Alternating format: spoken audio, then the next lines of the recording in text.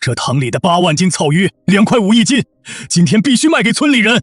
6块5一斤是行情底价，2块5我血本无归。你这鱼塘用的是村里的渠水，不卖给我们，明天我就把渠口的闸门给你关了。就是，村长是为了大伙好，你小子别给脸不要脸。我3天前就跟外地收鱼的马哥敲定了价格，他的7辆冷链车此刻就在镇加油站等着我一声令下。可现在村口的水泥路被堵得严严实实，我的岳父王建国把烟头狠狠摁灭在我鱼塘的水泥台子上，身后站了20多号村里人，个个盯着塘里的鱼，像盯着一块到嘴的肥肉。他抬手敲了敲水泥台，声音大的在场所有人都能听见，旁边立刻有人跟着起哄：吃村里的水，赚外面人的钱，忘本！嗡嗡的附和声像一群苍蝇围着我打转。我老婆芳芳从旁边的小屋跑出来，冲到我面前：你让我爸，怎么了？少赚点能死啊！我低头翻出手机里的账本截图，递到他面前：8万斤，2块5一斤，到手20万。我3年饲料钱38万，电费4万，塘租3万6，你算算我亏多少？芳芳愣了一下，嘴唇动了动，半个字都没吐出来。王建国一把推开他的手，把我的手机扫到一边：那是你不会算账的事，2块5一斤收了，村里人拿到镇上卖，大伙都有口饭吃，你一个人吃独食，不怕噎死？2块5收，镇上零售5块，中间的差价全进了他的口袋。他不是来帮村里人买便宜鱼的，他是来当2道贩子，拿我的血汗钱给他自己做人情，赚黑钱。不卖！王建国的脸瞬间黑了，他朝人群里努了努嘴。站在边上的刘老三立刻心领神会，掏出手机，走远了几步，压低声音打电话。我不用听也知道，后山那条3米宽的土路是我唯一的备用通道，他要找人堵死。王建国重新坐回水泥台上，翘着2郎腿：建华，你当了3年兵退伍回来，是谁给你批的堂？是谁把闺女嫁给你？堂是我跟镇上签的合同，1年1万2的租金，我1分没少交。那取水呢？村里的水，村里说了算。周围的人又开始起哄，嗡嗡声越来越大。芳芳还站在原地看着我，眼里全是不满。爸说让你卖给村里，你就卖呗，一家人至于闹成这样吗？我掏出手机，翻出马哥的号码，拨了过去，电话秒接。建华，能进了。马哥，坐标发你，冷链车改道后山土路，现在就走。你说什么？王建国的手猛地顿在半空，刚点燃的第2根烟差点烧到他的手指头。我把手机揣回兜里，没重复第2遍。他扭头看了眼身后的人群，又死死盯着我。行啊，女婿，翅膀硬了。他朝刘老三的方向又狠狠努了努嘴。刘老三挂了电话，快步走到他身边，弯腰说了句什么。王建国的脸色一点点沉了下去。我站在鱼塘边，脚下是我守了3年的塘。今天这场仗，要么鱼走，要么我死。王建国带着人走了，走之前他把手里的烟盒狠狠摔在地上，用鞋底碾得稀烂。王建华，你别给脸不要脸，后山的路我给你堵得死死的，我看你这鱼能长翅膀飞出去。人群哄笑着散了，塘边瞬间安静下来，只剩增氧机嗡嗡的轰鸣。芳芳站在原地看了我半天。王建华，你满意了？我爸当了20年村长，从来没被人这么下过脸，你就不能低个头？低头就是把我3年的血汗钱全拱手送给他。那是我爸。他喊完这句话，转身冲进屋里。5分钟后，他拎着个布袋子出来，看都没看我一眼，径直往村口走了。我没来，掏出手机，马哥的消息刚好弹进来。兄弟，后山路口被辆东方红拖拉机堵死了，人过不去，车更别想。等我消息，别硬闯。马哥的电话立刻打了过来，听筒里全是柴油机的轰鸣。兄弟，我7辆冷链车在加油站等着，制冷机组不敢停，1小时油钱300块。我知道，你知道还让我等？王建国那老东西摆明了要搞你，你到底有没有办法？我靠在塘边的水泥台上，看着水面翻腾的鱼群。马哥，给我12个小时。12个小时？12个小时后，路要是还不通，油钱我全赔你。电话那头沉默了几秒。行，我信你。当年在部队，你背着我跑3公里救我命的时候，我就知道你小子从不打没把握的仗。太阳越升越高，晒得水泥台发烫。我走到渠口，蹲下来看了看，原本哗哗流的渠水已经小了1/3。王建国已经动手了，不是明天，是今天。他说的关闸断水不是威胁，是正在做的事。塘里8万斤鱼，夏天这温度断水3天，全得翻肚皮。我站起身，绕着鱼塘走到最东边的角落，那里有半人高的杂草丛，没人来过，也没人注意过。我蹲下来，拨开杂草，草丛后面埋着一根15公分粗的 PVC 管，半掩在土里，沿着地势一直通向东边的山沟。这是我2年前花了4000块料钱半个月的工，夜里一个人偷偷埋的。他接的不是村里的渠水，是山沟里的山溪水，流量不大，但够维持鱼塘的基本水位，撑过这5天。我伸手拧开了管道上的阀门，细细的水流声从地底传上来，稳稳的像一根绷紧的弦。手机又响了，是我妈打来的，一接通，她的声音就劈头盖脸砸过来。建华，你是不是疯了？你岳父打电话来了，说你不听话，非要跟他对着干。妈，他要2块5一斤收我的鱼，我卖了就亏30多万。钱重要还是媳妇重要？你媳妇都回娘家了，你就不能让着她点？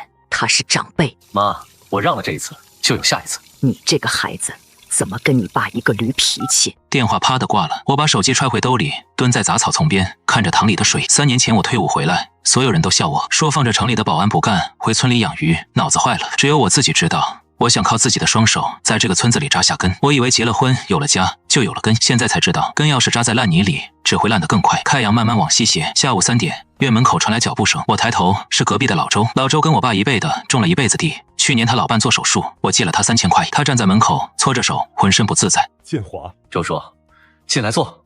你岳父让我来给你带个话。哼，您说。他说了，明天早上你再不答应，就把渠口的闸门彻底关死。建华，我知道你亏，但他那人你知道，拿定主意的事，10头牛都拉不回来，你小心点。周叔，他说2块5收鱼是给大伙谋福利，你信吗？老周沉默了半天没说话，最终只嗯了一声。我知道，但我说了不算。他转身走了，院子里又只剩我一个人。我走到渠口，手电筒照下去，渠底的黄泥都露出来了。王建国是真要把我往死里逼。我掏出手机，翻出那个存了2年的号码，拨了过去。喂，赵叔，我是王建华。电话那头的赵德全愣了一下。建华，你给我打电话干啥？赵叔，你开着拖拉机堵在后山路口呢。是又怎么样？你岳父让我停这儿的。他给你多少钱，让你干这事儿？赵德全没吭声。过了几秒，他拍了拍方向盘，声音里带着点得意。他说了，这事儿了了，村东头那12亩河滩地给我种1年。赵叔，那河滩地是村集体经济合作社的，分配权在镇农经站，不在村委。他一个村长说了不算。电话那头瞬间没声了。我刚给镇农经站的李站长打过电话，人家说了，那块地今年要统一招标，谁都没权利私自批。你要是不信，我把李站长的号码发给你，你自己问。赵德全的声音开始发颤。你说的是真的？我骗你干什么？赵叔，你种了一辈子地，还不知道集体土地的规矩。他王建国就是拿一张空头支票，让你给他当枪使。电话那头沉默了足足半分钟，最终赵德全骂了一句：这个老王八蛋，拿我当傻子耍。电话啪的挂了。我收起手机，心里的石头落了一块。后山的路通了，但我没急着给马哥打电话，现在还不是时候。王建国肯定还有后招。傍晚的时候，王建国又来了，身后跟的人比早上还多，乌泱泱30来号，把鱼塘围了个严实。他手里拎着一把铁钳子，就是拧闸门螺栓用的那种，站在渠口边上，一脸得意。王建华，我昨晚就跟你说了，别敬酒不吃罚酒。渠口的闸门，我昨晚就关了一半，今天你再不答应，我全关死。我放下手里的饲料桶，关了饲料机的轰鸣。爸，您当了20年村长，不会不知道，私自截断灌溉用水是犯法的吧？王建国愣了一下，旁边的刘老三立刻跳出来：犯什么法？你这鱼塘又不是农田，灌溉法管不着你。周围的人立刻跟着起哄，嗡嗡声一片。王建国回过神，笑了一声：你小子还想拿法律吓唬我？这村里的事，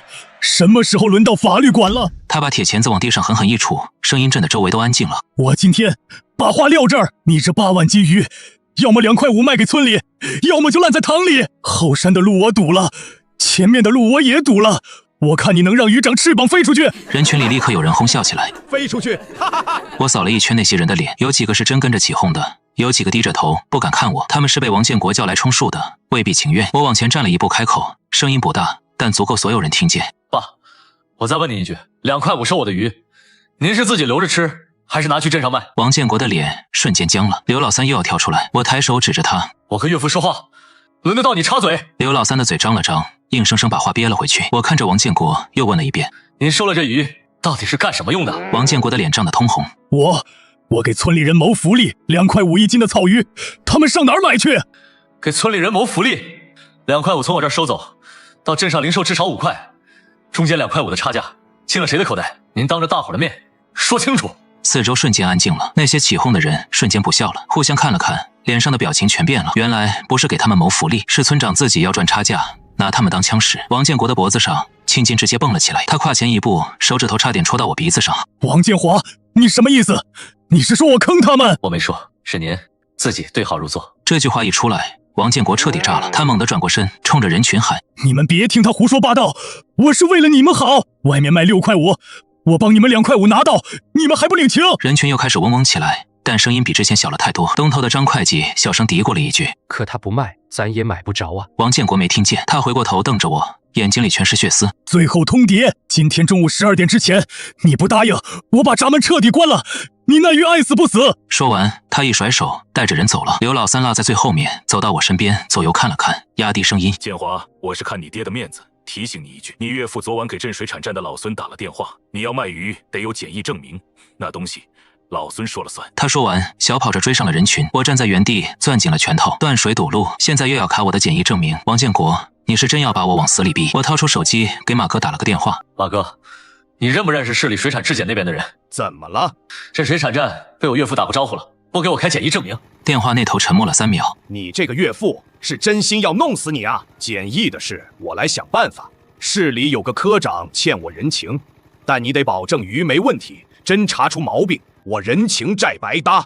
鱼绝对没问题，3年的养殖记录、饲料台账、每季度的第三方水质检测报告，我全有。行，给我1天时间。挂了电话，我走到渠口看了一眼，渠水彻底断了，黄泥的渠底裂了细细的口子。王建国真的把闸门全关死了。我转身走到鱼塘东边，蹲下来摸了摸 PVC 管，山溪水还在稳稳地流着。你关了你的渠水，但我有我自己的水。一夜没睡，我每隔1小时就绕着鱼塘走一圈，检查溶氧量，看看 PVC 管的水流。天快亮的时候，手机震了一下，是马哥发来的消息。兄弟，市里那边搞定了，检疫手续走市1级通道，绕开镇里。你把3年的养殖台账和水质检测报告原件寄过来，最快明天出证。我松了口气，第2重杀招破了。我走进屋里，从书架最底下抽出一个厚厚的档案袋，里面是3年来每季度1次的第三方水质检测报告，每一份都盖着实验室的红章。当初做这些检测的时候，芳芳说我有病，说花那冤枉钱干什么？鱼养得好好的，现在这些东西成了我的救命符。我把档案袋装进快递盒，骑上摩托直奔镇上的快递点。回来的路上，经过村口的小卖部，几个人围在那儿聊天，看见我过来，声音瞬间低了下去，但有一句话还是飘进了我的耳朵里。听说了吧？村长说了，那小子的鱼要是卖不掉，烂在塘里，就让他赔钱退塘。那块地正好给刘老三家盖养猪场。我握紧了摩托车把手，油门拧到底，风刮在脸上，生疼。原来他不只要赚差价，他还要我的鱼塘，我3年心血养熟的塘，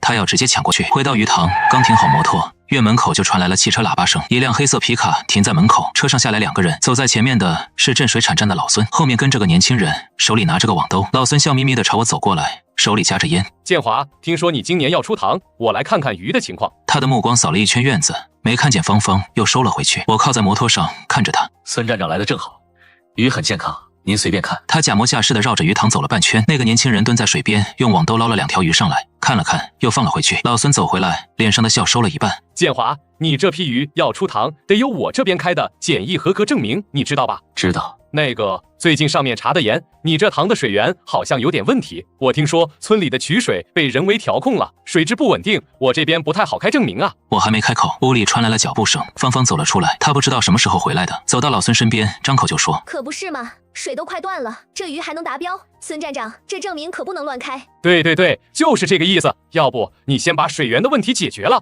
我再来看。我看着芳芳，她站在那儿，一脸理所当然。她爸要断我的水，要弄死我，她不仅不拦着，还帮着外人堵死我最后一条路。你回来就是为了说这句话？她梗着脖子看着我。我爸说的对，你就是太自私了，为了点钱，连长辈都得罪光了。是点钱吗？那是我3年的命，2块5卖了，我倒贴30多万，你爸不会替我还，你也不会。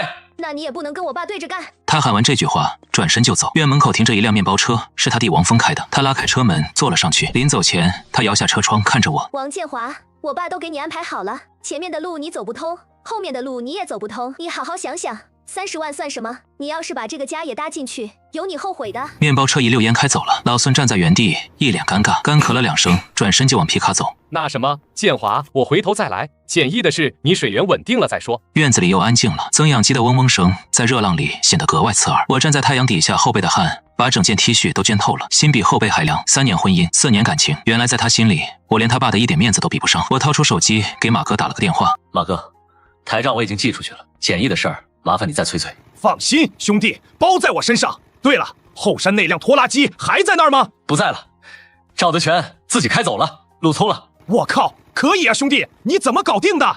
他拿空头支票骗人家当枪使，我就把窗户纸捅破了而已。行，那我车队什么时候进？等我消息。我挂了电话，骑上摩托直奔镇政府。我要去找司法所的老林王建国要完音的，我就给他讲讲规矩。镇政府大院在主街尽头，司法所的办公室在1楼，门开着，老林正坐在里面泡茶。他50出头，跟我爸喝过酒，在镇司法所干了20年，村里的鸡毛蒜皮没有他摆不平的。看见我进来，他愣了一下：建华，你怎么来了？稀客。您说，有事儿找您帮忙。我关上门，把这3天发生的事一五一十全说了，从王建国堵路强买到断水，再到卡检疫证明。老林手里的茶杯越捏越紧，眉头皱得能夹死蚊子。你岳父真把渠水给你断了？断了，现在全靠我自己埋的。被用水管撑着。后山的路也堵了，之前堵了，现在通了。检疫站那边也打了招呼。哼。老林把茶杯放在桌上，靠在椅背上，看着我。建华，你跟我说实话，你那鱼塘的水源到底有没有其他来路？您说，我今天来就问你一件事儿：村委主任利用职权私自截断承包户的灌溉用水，强迫承包户低价出售农产品，这个事儿归谁管？老林看着我，半天没说话。你想走法律程序？我想让他知道，这条路走得通。建华，你听我说，你岳父在高桥村当了20年村长，上面有人，下面也有人，你要硬来，吃亏的是你自己。林叔，我没打算硬来。我看着他，一字一句，我打算让他自己收手。老林愣了一下，怎么让？我掏出手机，点开一段录音，是昨天早上王建国在鱼塘边喊的话。最后通牒，今天中午12点之前，你不答应，我把闸门彻底关了，你那鱼爱死不死。一段段全是他威胁胁迫我的话，3天的录音我全录了。老林听完倒吸了一口凉气。你有这些录音？每次他来我都录了。强迫交易，破坏生产经营，私自截断水源，建华，你这东西要是交上去，他这村长就别想当了。我收起手机，我暂时不交。您说，我想请您帮个忙。您今天下午以调解纠纷的名义，去一趟高桥村村委，不用做什么，就去坐坐，喝杯茶，让我岳父知道，镇上已经有人关注这件事了。老林盯着我看了半天，突然笑了。你小子是要敲山震虎？不打他的脸，但让他看见墙上的影子。老林沉吟了很久，最终点了点头。行，但你答应我一件事，如果他主动退了，你就别把录音捅出去，鱼卖完了，你还得在这儿过日子。我知道，谢谢林叔。从镇政府出来已经是下午4点，手机震了一下，是马哥发来的消息。兄弟，后山路口那辆拖拉机走了，老汉自己开走的，走之前还骂骂咧咧，说被人当枪使了。第一颗雷拆了，我立刻给马哥回电话。马哥，路通了，通了，彻底通了。我什么时候进？今晚天黑以后，用车队里最小的2辆先进来，别开灯，土路你们慢点走。你怕你岳父发现？我怕他狗急跳墙，来砸我的增氧机。路通了，他迟早知道，但我需要至少6个小时把鱼起出来，装上车。明白了，兄弟，今晚见。挂了电话，我蹲在鱼塘边，开始往增氧机的出水口绑钢丝网，万一他真的来砸，至少能挡一下。天色一点点暗下来，手机又震了一下，是老周发来的微信，一条语音，他的声音很急，压得很低。建华，你岳父知道拖拉机走了，正在叫人，说今晚要到你鱼塘来，你小心点。我捏着手机站在黑暗里，我就知道他不会就这么算了，立刻给马哥打了电话。马哥，你车到哪儿了？刚上后山土路，大概还有40分钟到。40分钟，我望了一眼村口的方向，几点手电筒的光在田埂上晃着，正往鱼塘这边移过来，来不及了。马哥，你先停在半路，别动，等我信号。挂了电话，我快步走进屋里，从工具箱里翻出一把手电筒，插进后腰，又把别在衬衫口袋里的录音笔按下了录音键。刚弄完，院门哐当一声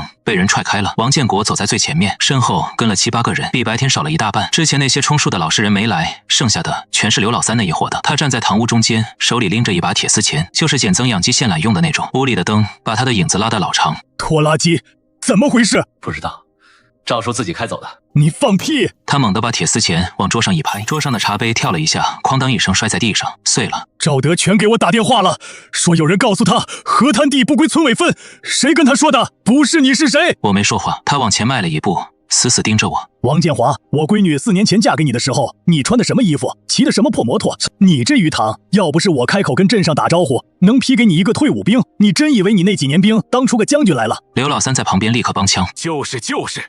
当了3年兵回来，连个正式工作都找不着。要不是老王村长，你能有今天？我看着刘老三开口，刘老三，你那养猪场的环评手续办下来了吗？他的嘴张了张，声音瞬间断了，脸白了。王建国一拍桌子，把话头抢了回去。你别扯那些有的没的，我今天来就一句话，你那鱼要么2块5卖给我，要么明天我把增氧机的线全给你剪了。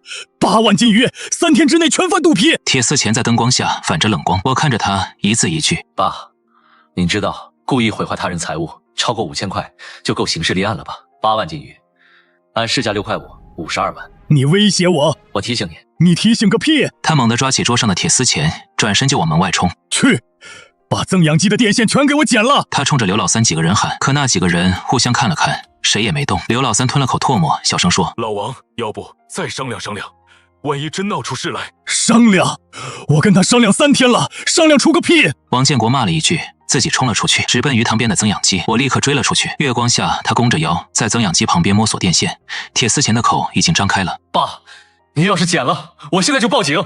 你报啊！他回了一嗓子，手上的动作没停。我掏出手机，当着他的面拨了110，电话秒接。你好，我是高桥村鱼塘承包人王建华。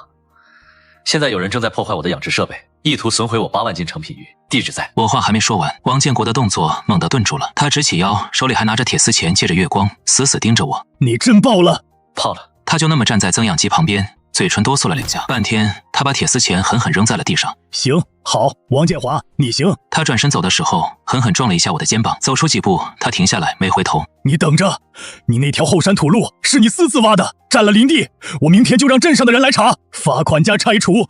我看你什么运鱼！说完，他带着人骂骂咧咧的走了。院子里又安静了，只剩增氧机的嗡嗡声。我蹲下来检查了一遍电线，没被剪断，手指有点抖。我掏出手机给马哥打了个电话：“走，现在就进来，今晚必须把鱼起出来。”马哥的声音带着兴奋：“兄弟，来了！”挂了电话，我走到塘边，把早就准备好的拉网从仓库里拖了出来，又给老林发了条微信：“林叔，他今晚带着铁丝钳来了，要剪我增氧机的线，我报警了。”老林秒回了一句话：“录了吗？”“哎，录了。”“我明天一早去找镇长，你那条后山土路的事，我帮你顶一顶。但你那份水源协议得尽快解决备案的问题。”我回了个好。远处的后山方向渐渐出现了车灯光柱，那光一路颠簸着，从土路的尽头慢慢碾过来，越来越近。冷链车的制冷机组发出一阵低沉的轰鸣，像闷雷滚过山谷。马哥从驾驶室跳下来，身后跟着2辆冷链车，8个工人。他搓着手走到我面前，嘿嘿笑了一声：“兄弟，3年等一回，干活吧！”带了几个人？8个，都是老伙计，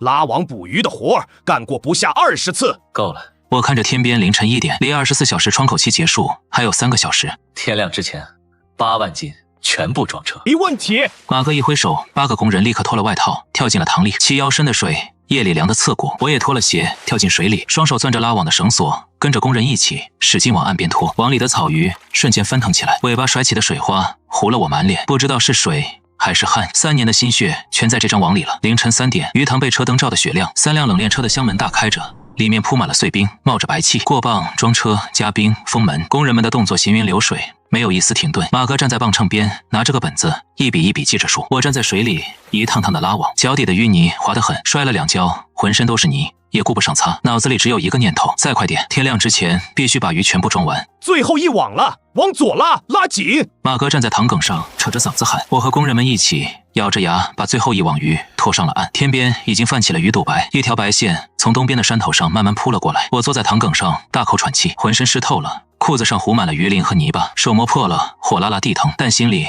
前所未有的踏实。马哥走过来：“多少？”他看了一眼手里的磅单，笑了：“79600斤。跟你说的分毫不差。之前说6块5一斤，但现在兄弟，我出7块，现在就给你打过去。”我愣住了。这3年你不容易，我看得见。7块的价是我主动给的，你别跟我客气。当年在部队，你背着我跑了3公里，把我送到卫生队，我这条命是你的。7块钱1斤的鱼，我还觉得便宜了。557200，扣掉运费和兵钱，到手53万出头。我现在就给你打款，到了镇上就到账。马哥，走吧，天亮了，不好走。好嘞。车队发动了，3辆冷链车依次驶上后山的土路，引擎声渐渐远了，鱼塘空了，水面平静下来。浑浊的泥水在晨光里泛着黄，增氧机还在嗡嗡转，但已经不需要了。我走过去拉下了电闸，突然的安静让我耳鸣。我坐在空鱼塘的塘埂上，早上7点，村里开始有动静了。最先发现的是张会计的老婆，她每天早起去菜地，路过我鱼塘，隔着围墙看了一眼，然后尖叫了一声：“鱼呢？鱼都没了！”半小时后，王建国来了，这回他没带人。王建国站在空荡荡的鱼塘边，脸色像被抽干了血，土灰色的，嘴唇哆嗦着，半天没说出话。鱼都运走了。走了。什么时候走的？昨晚。他的嘴唇又动了动，半天突然笑了，嘴角往上扯，眼睛里却没有一点笑意。好啊，王建华，你背着我把鱼全卖了。爸，我没背着你，我在自己的鱼塘卖自己的鱼，不需要经过任何人同意。他伸手指着我，手指剧烈的颤抖。你当了3年兵，回来就学会了这一套。你跟你媳妇怎么交代？你跟我怎么交代？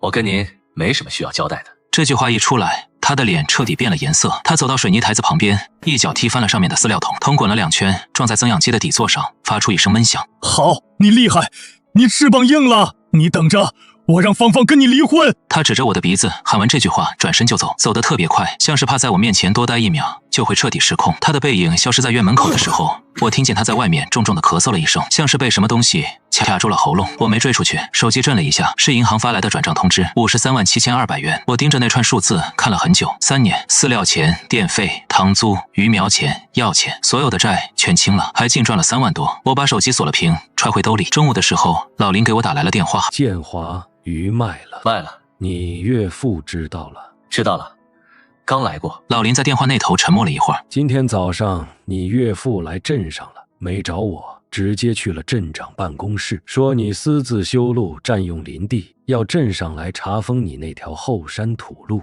然后呢？然后镇长给我打了个电话，让我了解情况。建华，你那条路到底有没有审批手续？有，2年前我去县林业局申请了林地临时使用许可，用途是农业生产辅助道路，批了3年，手续全在我手上。电话那头又沉默了，老林的声音里带着点哭笑不得。建华，你这3年到底提前铺了多少条路？林叔，还有件事儿，想麻烦你，我那份水源独立使用协议的备案，你有没有办法帮我绕过村委的签字？你不打算让你岳父签了？他不会签的。那你打算怎么办？我查过了，如果村委主任拒绝在合法协议上签字确认，承包方可以向镇政府申请行政确认，由镇上直接盖章备案。你小子不声不响的把退路全修好了。不是退路，林叔，是正路。3年前我回来养鱼的时候，就知道这条路迟早要走。行吧，材料你准备好，明天来镇上，我帮你办。谢谢林叔。挂了电话，我坐在空荡荡的鱼塘边，靴子上的泥巴已经干了，裂成一块一块的。钱到账了，债清了，可这个家不知道还在不在。手机又响了，是芳芳发来的微信语音，她在里面哭了整整1分钟，最后说了一句话：王建华，你把鱼卖了，你得意了，你爽了。我爸刚才犯了高血压，进卫生院了，你满意了吧？我捏着手机半天没说话。没过多久，岳母的电话打了过来，她在电话那头絮絮叨叨说了半天，大意是王建国血压180多，在卫生院挂水，让我过去看看。严不严重？人是清醒的，就是头疼。我知道了。挂了电话，我骑上摩托直奔镇卫生院。有些事该了断了。镇卫生院的走廊里消毒水味很重，我刚走到病房门口就被人拦住了，是芳芳的弟弟王峰，他在镇上开5金店，平时跟王建国走得最近。他张开胳膊，把路挡得严严实实。姐夫，我爸住院了，你知道吧？知道，我来看看。看看，你把我爸气成这样，就过来看看。你要是有良心，就把那批鱼的钱按2块5一斤给我爸结了。王峰，鱼是我的，钱也是我的。你让他进来。病房里传来了王建国的声音，气若游丝的做派，但我听得出来他中气十足。王峰狠狠瞪了我一眼，让开了路。我走进病房，王建国靠在床头上，鼻孔里插着氧气管，手背上扎着吊针，病号服穿得整整齐齐，头发梳得一丝不苟，那双眼睛里的金光一点都没少。建华来了。爸，身体怎么样？因为你差点没了。坐。我坐下了，他把氧气管扯了扯，调整了个舒服的姿势，慢悠悠地开口：鱼卖了。卖了。多少钱1斤？市场价。我问你多少？7块。他的眼皮狠狠跳了一下，比他知道的6块5还多了5毛。8万斤，差价4万，他原本能赚的钱全飞了。你那个战友挺够意思。我没接话，他突然换了个话题。建华，你知不知道今年初我收了一批鱼苗？什么鱼苗？草鱼苗2万斤，从南边进的货，花了12万。我本来打算把你的鱼2块5收了之后，把我的鱼苗放进你这个塘里养着。你的鱼塘好，水源好，增氧设备全，3年养出来的水质比新塘强10倍。我终于听明白了，他不只是想赚差价，他想要我的鱼塘，2块5把我的鱼押走，让我血本无归，无力续租，然后用他的鱼苗占我的塘。我3年的心血最终变成他的养殖基地。但是现在我那2万斤鱼苗在家里的临时池子放了1个月了，水温不对，死了30%，剩下的再不下塘全得废。他看着我，嘴角微微弯了一下。建华，你的塘空了，我的苗没地方放，你说怎么办？爸，您的鱼苗跟我没关系。他的表情瞬间变了。跟你没关系，你是我女婿，你那个塘是我跟镇上签的合同，在我名下。他猛地坐起来，吊针管晃了一下，岳母赶紧跑过来按住他的胳膊。老头子，躺好，别激动。他被按回床上，呼吸急促了好几下才缓过来。行，你行，那你的鱼塘空着也是空着，借我用1年，不，半年。鱼苗养大了，利润分你30%。不借。40%。不借。王建华，你是不是要把事做绝？病房里瞬间安静了，岳母站在旁边，脸色惨白。芳芳这时候走了进来，看了看他爸，又看了看我。建华，我爸都这样了，你就不能帮个忙？反正鱼塘空着。不空。什么意思？我已经签了新的养殖计划，下个月就要进新苗。实际上我还没签，但我不能给他留任何一点念想。王建国死死地盯着我，嘴唇绷得发白。他干了20年村长，在这个村子里，所有人都听他的。可现在我当着他的面把他伸过来的手一次次打了回去。你出去！他终于开口了，声音很轻，但硬得像石头。我转身走了，出了病房的门，王峰又追了上来。王建华，你真是不要脸！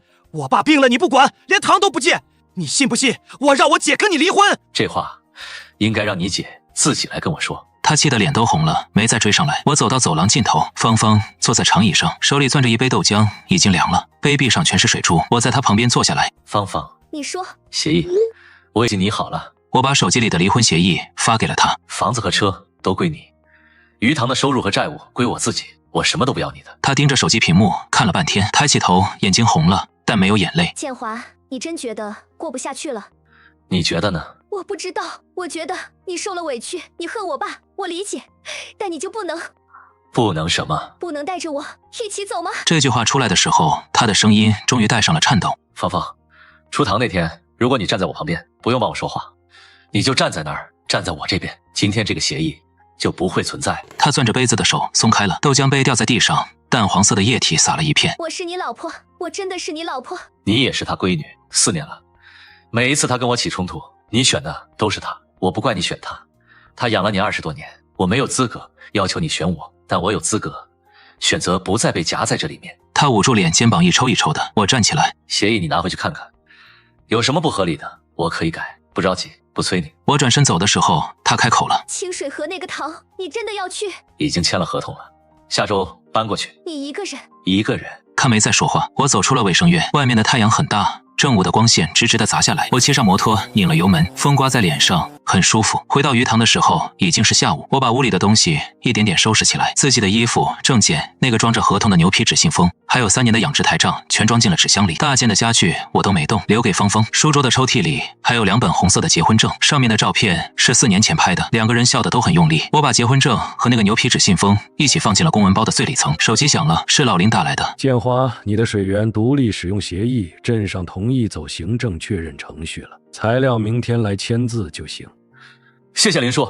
还有一件事，你岳父今天又去找了镇长第2次，想让镇上不续你鱼塘的合同。我知道，我已经不打算续了。你不续了？我在县城南边找了个新的塘，60亩，清水河的活水不走任何人的渠道。老林叹了口气，建华有些地方待不下去了，就别硬待也好。对了，你岳父那2万斤鱼苗的事你知道吧？知道，死了3成。不止，他那个临时池子昨天水泵坏了，没人换备用的，一夜之间又闷死了一批，现在活着的不到8000斤。我沉默了一会儿，跟我没关系了，林叔。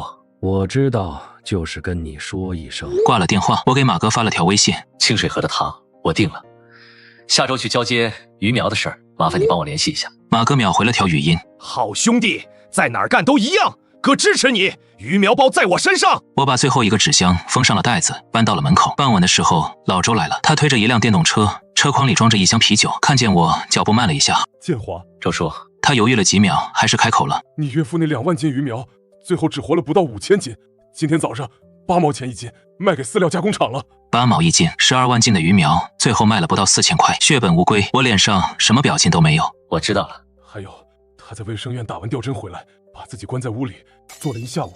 你岳母去叫他吃饭，他把碗都摔了。跟我没关系了。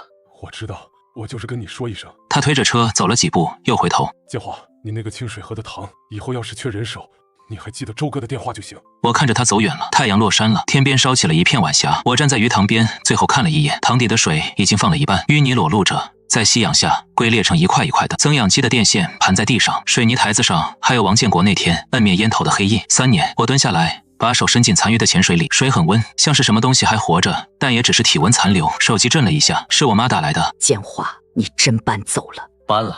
你媳妇呢？她自己会想明白的。你这个孩子。妈，清水河那边的条件比这里好， 60亩的塘，活水，不看任何人脸色，我能干好。电话那头安静了好久，最终我妈说了一句：“那你照顾好自己。”挂了电话，我把所有纸箱都装上了借来的面包车。发动引擎之前，手机又震了一下，是芳芳发来的微信，没有文字，只有一张照片。照片上是离婚协议书的最后一页，她签了名字，日期是今天。我盯着那张照片看了很久，最终退出了微信，重新挂上档。面包车缓缓驶上了后山那条土路，就是我花了8万块钱雇了2台挖机，用了6个月挖出来的路。颠簸了一阵，上了柏油路，窗外的风景开始变了，村后的松林变成了公路两旁的白杨，田埂变成了路灯，远远的能看见县城的楼房轮廓。油门稳稳地踩着，路还长，鱼还得养，但这回水是自己的了，路也是自己。